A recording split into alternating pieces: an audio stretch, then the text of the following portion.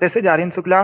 दोस्तों, आज की क्लास में हम एनटीपीसी के लिए जीके के 50 इंपॉर्टेंट क्वेश्चन डिस्कस करेंगे विद एक्स्ट्रा फैक्ट। सभी क्लास को ध्यान से देखिएगा।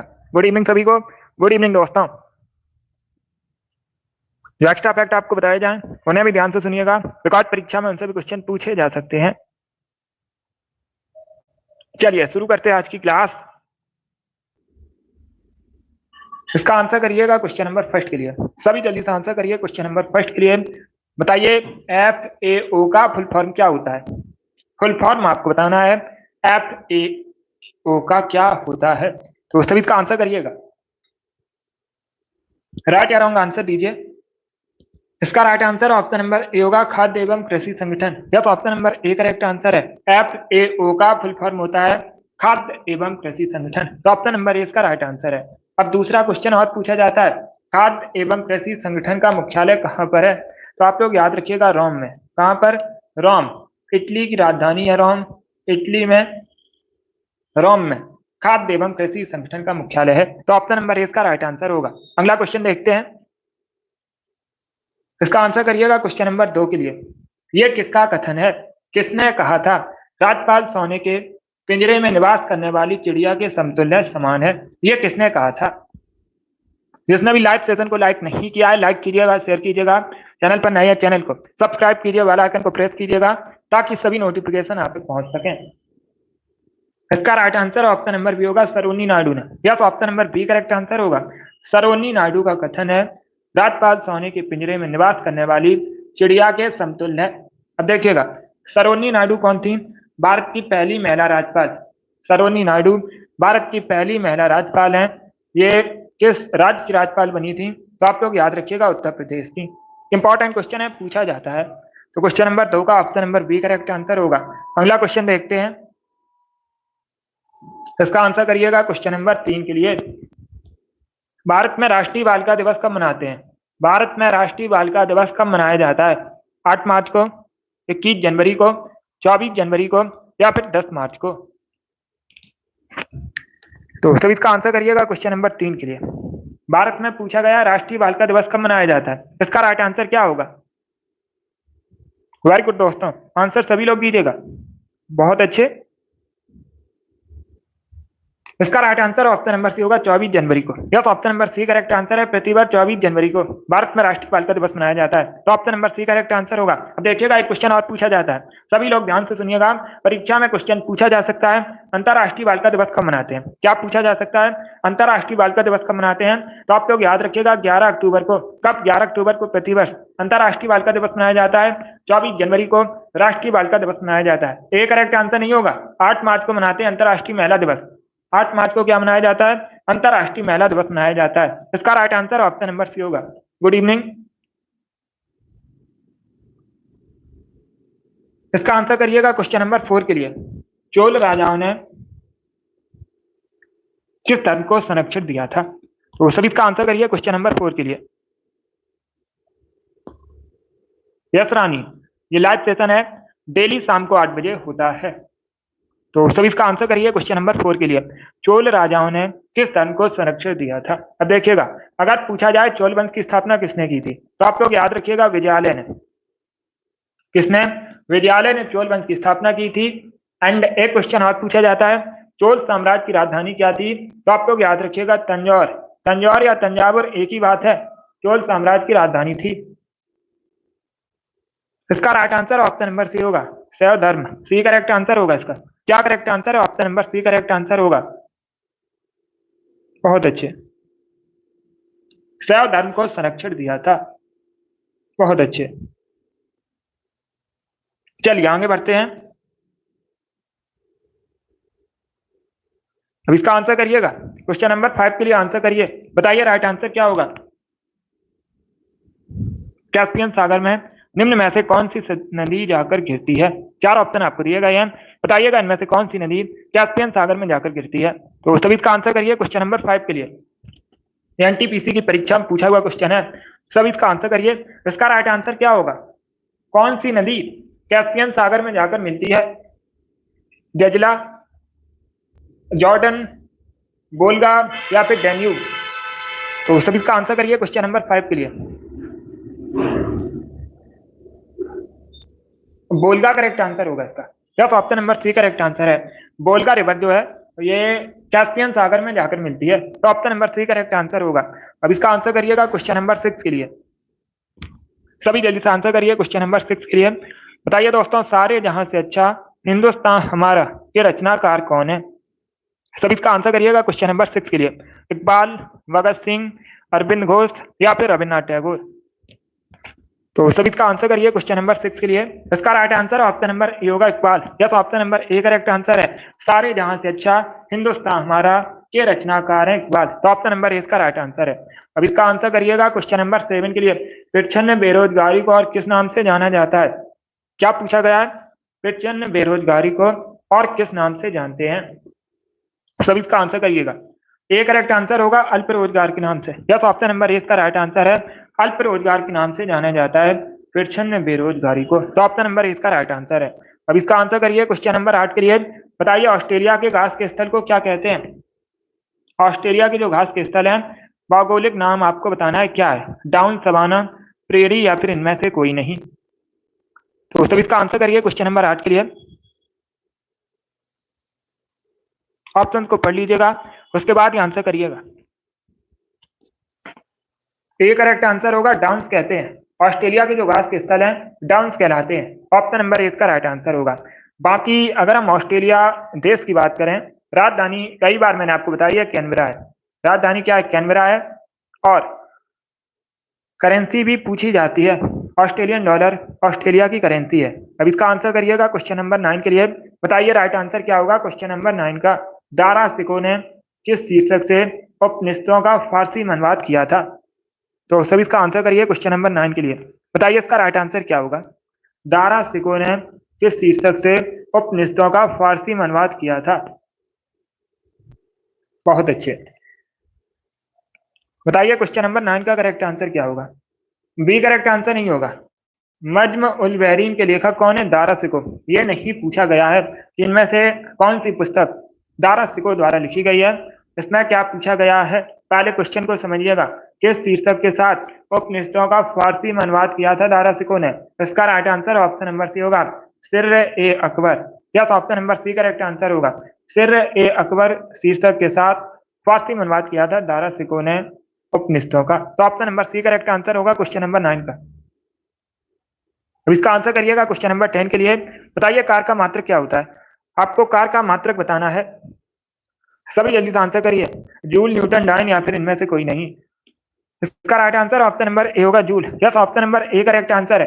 कार का मात्रक होता है जूल, ए करेक्ट आंसर होगा। बाकी न्यूटन और डाइन ये बार के मात्रक है, इंपॉर्टेंट है, पूछे जाते हैं।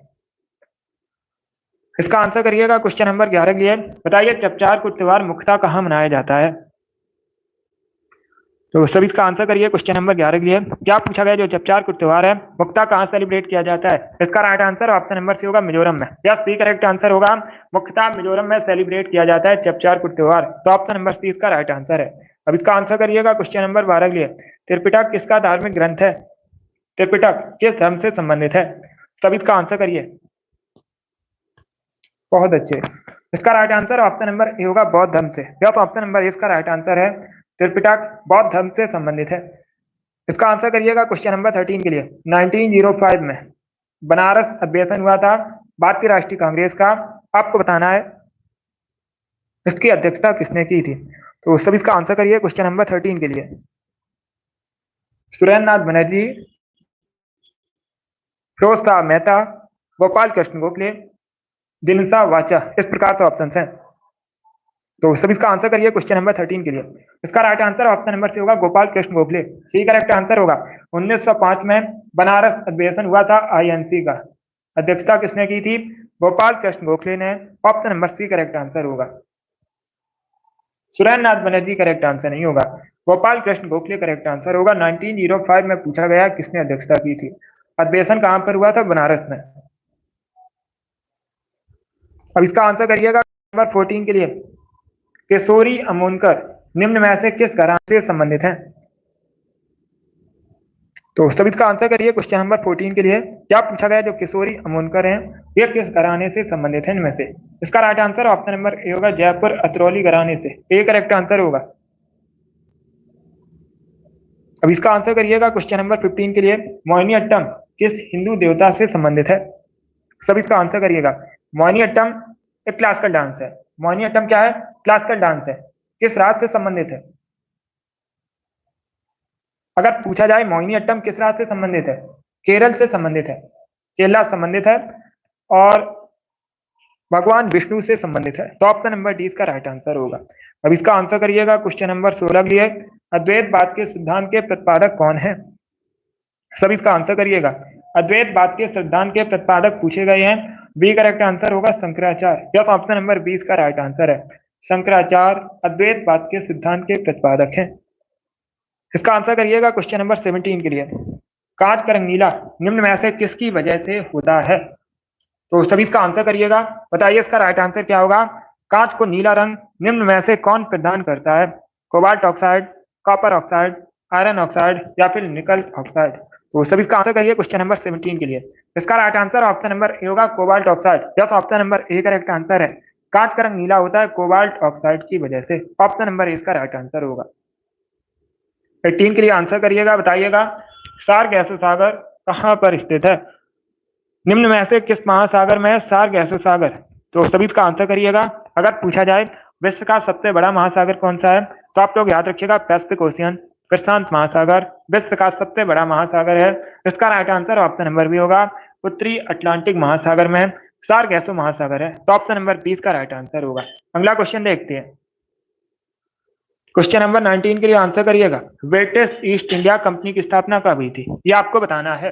पहली बात तो आप लोग याद रखिएगा, अगर पूछा जाए जब भारत में ब्रिटिश ईस्ट इंडिया कंपनी की स्थापना हुई थी उस समय मुगल शासक कौन था? तो आप लोग याद रखिएगा अकबर उस समय मुगल शासक था। 1600 में स्थापना हुई थी, बी करेक्ट आंसर होगा इसका। क्या? तो ऑप्शन नंबर 20 का राइट आंसर है, 1600 में स्थापना हुई थी। 20 के लिए आंसर करिए क्वेश्चन नंबर 20 के लिए, नीला हरा शैवाल काय के रूप में जाना जाता है? जो नीला हरा शैवाल है इसे काई भी कहते हैं। आपको बताना है किस समूह में सम्मिलित है। सभी इसका आंसर करिएगा, नीला हरा शैवाल किस समूह में सम्मिलित है? तो सभी इसका आंसर करिए क्वेश्चन नंबर 20 के लिए। कैसे हो गए? इसका right answer option number B होगा, cyanobacteria. Yes, B correct answer होगा, साइनोबैक्टीरिया के समूह में सम्मिलित है। Option number B correct answer है क्वेश्चन नंबर 20 का। अब इसका आंसर करिएगा क्वेश्चन नंबर 21 के लिए, बताइएगा वायसराय कौन वायसराय भारत में किसका प्रतिनिधित्व करते थे? भारत में जो वायसराय थे ये किसका प्रतिनिधित्व करते थे? ब्रिटिश प्रधानमंत्री का, ब्रिटिश पार्लियामेंट का, ब्रिटिश सिंहासन का या फिर ब्रिटिश मंत्रिमंडल का? तो सभी इसका आंसर करिएगा क्वेश्चन नंबर 21 के लिए। बहुत अच्छे। इसका right answer option number C होगा, सिंहासन का। यस, ब्रिटिश सिंहासन का प्रतिनिधित्व करते थे वायसराय भारत में। क्वेश्चन नंबर 22 के लिए आंसर करिएगा, आपको बताना है ग्वादर पोर्ट निम्न में से कहां पर है? इनमें से किस देश में है ग्वादर पोर्ट? ईरान, पाकिस्तान, भारत या फिर श्रीलंका में? तो इसका right answer option number B होगा, पाकिस्तान में। बी करेक्ट आंसर होगा, पाकिस्तान में ग्वादर पोर्ट है। ऑप्शन नंबर 20 का राइट आंसर है।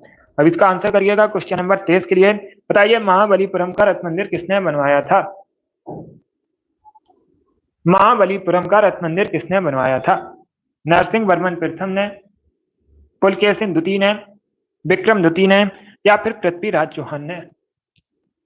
तो सभी इसका आंसर करिए क्वेश्चन नंबर 23 के लिए।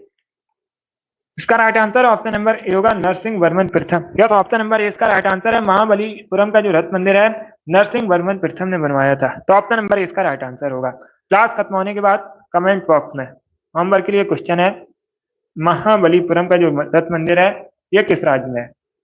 इसका आंसर आप लोग क्लास खत्म होने के बाद कमेंट बॉक्स में दीजिएगा। 24 के लिए आंसर करिए, बताइए दोस्तों जनसंख्या के अध्ययन को क्या कहते हैं? आपको बताना है जनसंख्या अध्ययन क्या कहलाता है। सभी इसका आंसर करिएगा। बी करेक्ट आंसर होगा जनांकिकी। क्या? तो ऑप्शन नंबर 20 का राइट आंसर है, जनसंख्या के अध्ययन को कहते हैं जनांकिकी। तो option number B correct answer है। इसका आंसर करिएगा क्वेश्चन नंबर 25 के लिए, निम्न में से कौन एक उत्तर भारतीय नृत्य है? इसमें से आपको बताना है कौन सा उत्तर भारत से संबंधित है। तो सभी इसका आंसर करिएगा।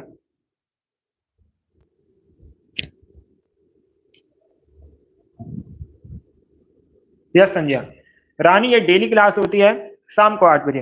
इसी प्रकार के क्वेश्चन पूछे जाते हैं, इसी प्रकार के क्वेश्चन पूछे जाते हैं परीक्षा में। इसमें कुछ प्रीवियस ईयर क्वेश्चन भी हैं। तो सभी इसका आंसर करिए क्वेश्चन नंबर 25 के लिए। इसका राइट आंसर ऑप्शन नंबर, क्या करेक्ट आंसर होगा? उत्तर भारत का नृत्य पूछा गया है, कथक, कथकली, ओडिसी या फिर मणिपुरी। इसका right answer option number A होगा, Kathak. Yes, option number A इसका राइट आंसर है। आप लोग याद रखिएगा कथक जो है उत्तर भारत से संबंधित है, तो ये करेक्ट आंसर होगा। बाकी आप लोग याद रखिएगा कथकली केरल से संबंधित है, ओडिसी उड़ीसा से संबंधित है, मणिपुरी मणिपुर से संबंधित है। चारों ऑप्शन को याद रखिए, इंपॉर्टेंट है परीक्षा की दृष्टि से। इसका आंसर करिए क्वेश्चन नंबर 26 के लिए। आपको बताना है वह अंग्रेज कौन था जो मुगल शासक जहांगीर के दरबार में आया था। उस अंग्रेज का नाम बताइएगा जो मुगल शासक जहांगीर के दरबार में आया था। इसका right answer option number A होगा, Thomas Roe. Yes, Thomas Roe नामक अंग्रेज मुगल शासक जहांगीर के दरबार में आया था। ऑप्शन नंबर इसका राइट आंसर है। अब इसका आंसर करिएगा क्वेश्चन नंबर 27 के लिए। बताइए भगवान कृष्ण का जो जन्मोत्सव है किस नाम से प्रसिद्ध है? तो सभी इसका आंसर करिए क्वेश्चन नंबर 27 के लिए। सभी जल्दी से आंसर करिएगा। भगवान श्री कृष्ण का जन्म उत्सव किस नाम से प्रसिद्ध है? इसका राइट आंसर होगा ऑप्शन नंबर बी, जन्माष्टमी कहते हैं। बी करेक्ट आंसर होगा। क्वेश्चन नंबर 28 के लिए आंसर करिए। बताइए दोस्तों, भारत में सबसे पुरानी रिफाइनरी कहां पर स्थित है? तो सभी इसका आंसर करिएगा। भारत में सबसे पुरानी आपको बताना है रिफाइनरी कहां पर स्थित है। इसका राइट आंसर क्या होगा? इसका right answer option number D होगा, Digboi. Yes, option number D correct answer होगा। डिगबोई में भारत की सबसे पुरानी रिफाइनरी स्थित है, तो option number D correct answer है क्वेश्चन नंबर 28 का। आप पूछ सकते हैं डिगबोई कहां पर है वर्तमान में, तो आप लोग याद रखिएगा असम में है। कहां पर है? असम में है Digboi. Option number D correct answer होगा। अब इसका आंसर करिएगा क्वेश्चन नंबर 29 के लिए। सभी जल्दी से आंसर करिए क्वेश्चन नंबर 29 के लिए। भारत का संविधान पूर्ण रूप से तैयार कब हुआ था? भारत का जो संविधान है पूर्ण रूप से तैयार कब हुआ था? इसका राइट आंसर क्या होगा? इसका right answer option number B होगा, 26 नवंबर 1949 में। बी करेक्ट आंसर होगा। 26 नवंबर 1949 में भारत का संविधान पूर्ण रूप से तैयार हुआ था। Option number B correct answer होगा। अगर पूछा जाए 26 नवंबर को भारत में कौन सा दिवस मनाया जाता है, तो आप लोग याद रखिएगा संविधान दिवस मनाया जाता है भारत में। संविधान दिवस जो है 26 नवंबर को मनाया जाता है। इसका आंसर करिएगा क्वेश्चन नंबर 30 के लिए। गोल्डन पेन ऑफ फ्रीडम पुरस्कार किस क्षेत्र में प्रदान किया जाता है?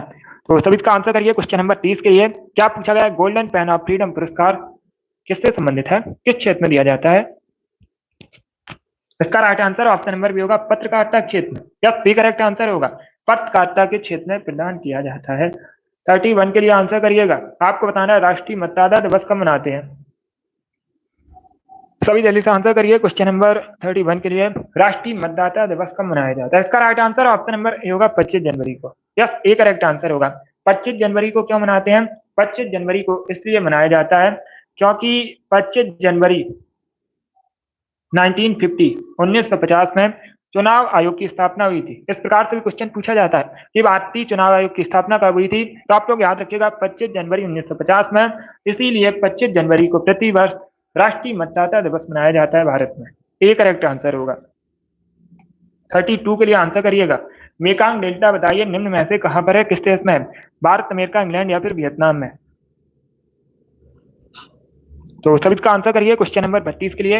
Right answer option number D होगा, वियतनाम में। डी करेक्ट आंसर होगा। मेकांग डेल्टा जो है वियतनाम में स्थित है।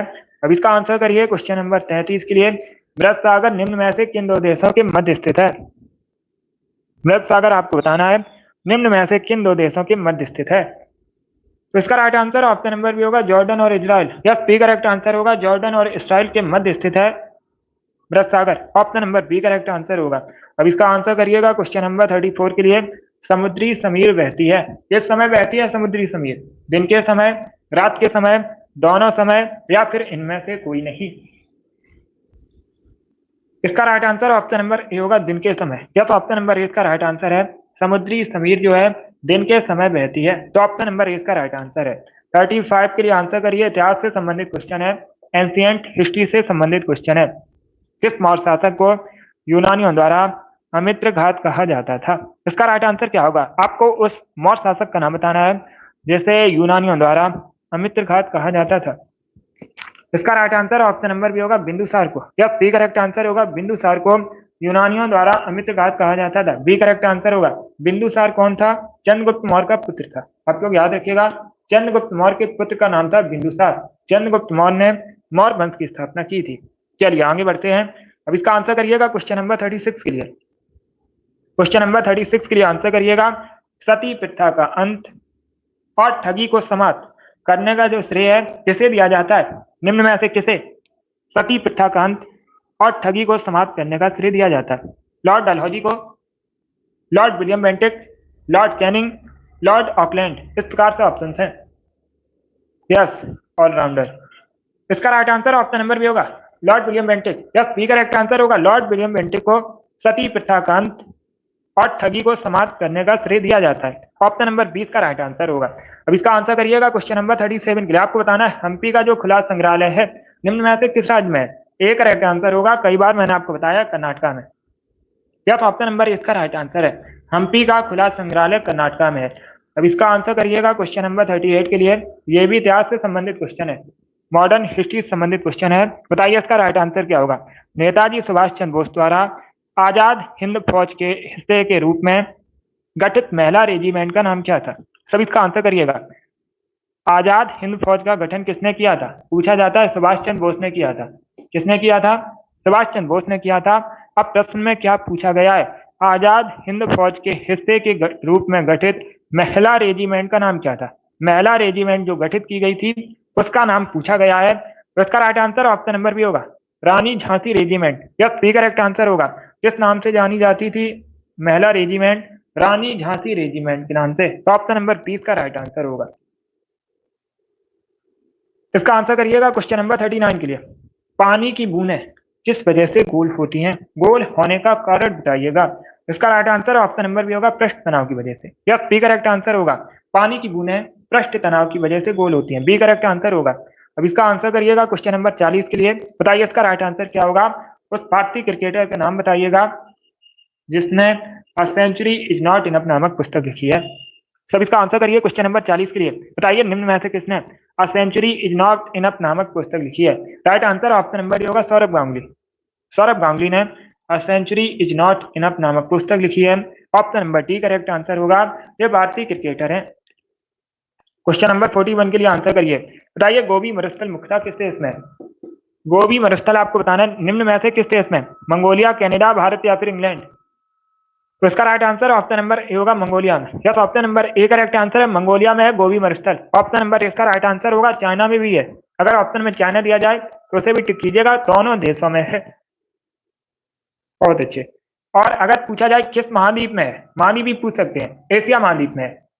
कहां पर है? एशिया महाद्वीप में है। अब इसका आंसर करिएगा क्योंकि ये दोनों देश एशिया महाद्वीप के अंतर्गत आते हैं। अब इसका आंसर करिए क्वेश्चन नंबर 42 के लिए। आपको बताना है कूनो राष्ट्रीय उद्यान कहां पर है? निम्न में से किस राज्य में है कूनो राष्ट्रीय उद्यान? कूनो राष्ट्रीय उद्यान में नामीबिया से चीता भी लाए गए थे। अभी आपको बताना है निम्न में से किस राज्य में है? इसका राइट आंसर होगा ऑप्शन नंबर ए, मध्य प्रदेश में। ए करेक्ट आंसर होगा। इसके साथ ही आप लोग याद रखिएगा पन्ना राष्ट्रीय उद्यान पूछा जाता है कहां पर है? मध्य प्रदेश में है। सबसे अधिक राष्ट्रीय उद्यान जो है ये मध्य प्रदेश में है। पन्ना राष्ट्रीय उद्यान है। एनटीपीसी की परीक्षा में पूछा गया था। माधव राष्ट्रीय उद्यान कहां पर है? यह भी मध्य प्रदेश में है। और कान्हा राष्ट्रीय उद्यान, इसे भी आप लोग याद रखिएगा, इस बार पूछ सकते हैं, मध्य प्रदेश में है। अब इसका आंसर करिए क्वेश्चन नंबर 43 के लिए। बताइए अफ्रीका महाद्वीप में सर्वाधिक जनसंख्या वाला देश कौन सा है? इसका राइट आंसर क्या होगा? अफ्रीका महाद्वीप में सबसे अधिक देश है। विश्व में पूछा जाता है सबसे अधिक देश किस महाद्वीप में है? अफ्रीका महाद्वीप में कितने हैं? 54 देश, 54 कंट्रीज हैं। इसका right answer option number B होगा, नाइजीरिया। बी करेक्ट आंसर होगा। नाइजीरिया सबसे अधिक जनसंख्या वाला देश है अफ्रीका महाद्वीप का। इस प्रकार से क्वेश्चन पूछा जाता है। नाइजीरिया एसएससी की परीक्षा में पूछा गया था। नाइजीरिया किस महाद्वीप के अंतर्गत आता है? अफ्रीका महाद्वीप के अंतर्गत आता है, अफ्रीकन कंट्री है। अब इसका आंसर करिएगा क्वेश्चन नंबर 44 के लिए। माउंट आबू में दिलवाड़ा मंदिर किससे संबंधित है? किसको समर्पित है? इंपॉर्टेंट है। दिलवाड़ा मंदिर पूछा जाता है कहां पर है? राजस्थान के माउंट आबू में है। किस धर्म से संबंधित है? किससे संबंधित है? किसको समर्पित है? जैन तीर्थंकर को। Option number D correct answer होगा।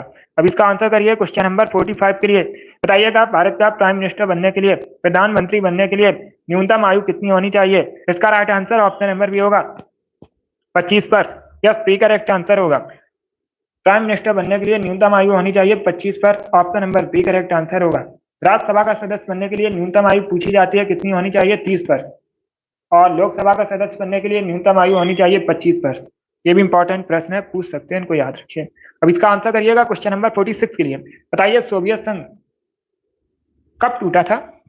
1980 में, 1900 में, 2000 में, या फिर 1991 में? तो सब इसका आंसर करिएगा। इसका right answer option number D होगा, 1991 में, 1991 में। Yes, option number D correct answer है। सोवियत संघ जो है 1991 में टूटा था। Option number D correct answer होगा। डी करेक्ट आंसर होगा इसका। 1991 करेक्ट आंसर है। सोवियत संघ 1991 में टूटा था। अब इसका आंसर करिएगा क्वेश्चन नंबर 47 के लिए। निम्न में से किस राज्य में कभी भी कोई महिला मुख्यमंत्री नहीं बनी है? उस राज्य का नाम बताइएगा जिसमें निम्न में से कभी भी कोई भी महिला मुख्यमंत्री नहीं बनी है। इसका राइट आंसर क्या होगा? इसका right answer option number D होगा, महाराष्ट्र में। यस, अभी तक महाराष्ट्र में कोई भी महिला मुख्यमंत्री नहीं बनी है, तो ऑप्शन नंबर डी इसका राइट आंसर होगा। बाकी तमिलनाडु, राजस्थान, उत्तर प्रदेश, इन सभी में महिला मुख्यमंत्री बन चुकी हैं, तो option number D correct answer होगा। भारत की पहली महिला मुख्यमंत्री अगर पूछी जाए तो आप लोग याद रखिएगा, सुचेता कृपलानी भारत की पहली महिला मुख्यमंत्री थी, और ये उत्तर प्रदेश की मुख्यमंत्री बनी थी। कहाँ की बनी थी? उत्तर प्रदेश की मुख्यमंत्री बनी थी। Good evening. 48 के लिए आंसर करिएगा। जूनागढ़ शिलालेख आपको बताना है निम्न में से किस शासक से संबंधित क्वेश्चन है, संबंधित है। ये जो क्वेश्चन है ये एंशिएंट हिस्ट्री से संबंधित है। सभी इसका आंसर करिए। बताइए इसका राइट आंसर क्या होगा? इसका right answer option number D होगा, रुद्रदामन प्रथम। Yes, option number D correct answer है। इंपॉर्टेंट क्वेश्चन है, इसे आप लोग याद रखिएगा। जूनागढ़ शिलालेख जो है रुद्रदामन प्रथम से संबंधित है, तो ऑप्शन नंबर डी इसका राइट आंसर होगा। बहुत अच्छे। इसका आंसर करिए क्वेश्चन नंबर 49 के लिए। बताइए देवदास के लेखक कौन है? आपको बताना है देवदास के लेखक कौन है। पुस्तक है, लेखक कौन है? शरद चंद्र चट्टोपाध्याय। तो ऑप्शन नंबर डी इसका राइट आंसर है। सॉरी, बी करेक्ट आंसर होगा इसका, शरद Chandra Chattopadhyay, B correct answer है। अब इसका आंसर करिएगा क्वेश्चन नंबर 50 के लिए। आज का लास्ट क्वेश्चन आपको बताना है लेबनान की राजधानी। सभी जल्दी से आंसर करिए। बताइए लेबनान की कैपिटल क्या है, राजधानी क्या है? इसका राइट आंसर क्या होगा? ए करेक्ट आंसर होगा, बैरूत। बैरूत लेबनान की राजधानी है। क्वेश्चन नंबर 50 का option number A correct answer होगा। बहुत अच्छे। जिसने भी क्वेश्चन नंबर 50 का ऑप्शन नंबर ए दिया उनका सही उत्तर है। लेबनान की कैपिटल पूछी गई है, राजधानी पूछी गई है, इसका right answer option number A होगा, बैरूत करेक्ट आंसर होगा इसका। बहुत अच्छे। चलिए दोस्तों, आज की क्लास में हमने जीके के 50 इंपॉर्टेंट क्वेश्चन डिस्कस किए with extra fact. I hope आप सभी को ये प्रश्न समझ आए होंगे। तो क्लास को लाइक कीजिए, शेयर कीजिएगा, चैनल पर नए हैं चैनल को सब्सक्राइब कीजिएगा, बेल आइकन को प्रेस कीजिए ताकि सभी नोटिफिकेशन आप तक पहुंच सकें। ये वाली डेली क्लास होती है, डेली सेशन को ज्वाइन कीजिएगा। शाम को 8 बजे स्पेशल आपकी परीक्षा के लिए डेली सेशन होता है, इसे ज्वाइन कीजिए। चलिए, इसी के साथ मैं आपको मिलूंगा अगली क्लास में। Thank you guys.